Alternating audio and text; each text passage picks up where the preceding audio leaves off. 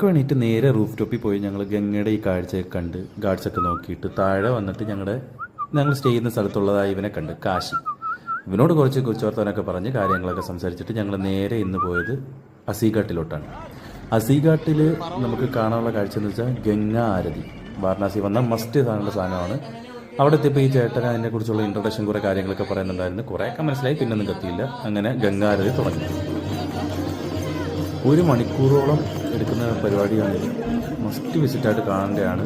അസീഘാട്ടിലാണെങ്കിൽ വൈകിട്ട് 6 മണിക്കും, ദശാശ്വമേധ് ഘാട്ടിലാണെങ്കിൽ രാവിലെ 6 മണിക്കുമാണ് ഈ ഗംഗാരതി നടക്കുന്നത്.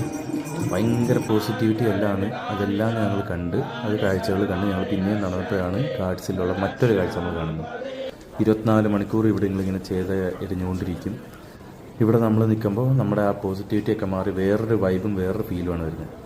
അതുകൂടെ ആയപ്പോൾ ഞങ്ങൾ മെല്ലെ അവിടെ നിന്ന് നടന്ന് നീങ്ങി നേരെ ഫ്രണ്ടിലോട്ട് പോയപ്പോൾ കുറേ പേര് അവിടെ മച്ചന്മാരിരുന്ന് ഗിറ്റാറൊക്കെ വായിച്ച് പാട്ടൊക്കെ പാടി നല്ലോണം വൈബ് ചെയ്യുന്നുണ്ടായിരുന്നു. അതും കണ്ട് ഞങ്ങൾ കുറച്ച് നേരം നിന്നിട്ട് പിന്നെയും ഞങ്ങൾ മുന്നോട്ട് നടന്നപ്പോഴത്തേക്ക് അവിടെ നിന്ന് സ്ട്രീറ്റ് ഫുഡായിട്ടുള്ള ഇഡലിയും കാര്യങ്ങളൊക്കെ ട്രൈ ചെയ്ത് അങ്ങനെ ഒരുവിധം ഗാർഡ്സൊക്കെ ഞങ്ങൾ നടന്ന് ഫുള്ള് കവർ ചെയ്ത് നേരെ പോയത് ബാബാത്തണ്ടായി. അവിടെ ചെന്ന് മസ്റ്റായിട്ട് നമ്മൾ ട്രൈ ചെയ്യേണ്ടത് സ്ട്രോങ് ബാങ്ക് പിടിച്ചിട്ട് റൂമിൽ പോയിട്ടുള്ള ബാക്കി കാഴ്ചകളാണ് ഈ കാണുന്നത്.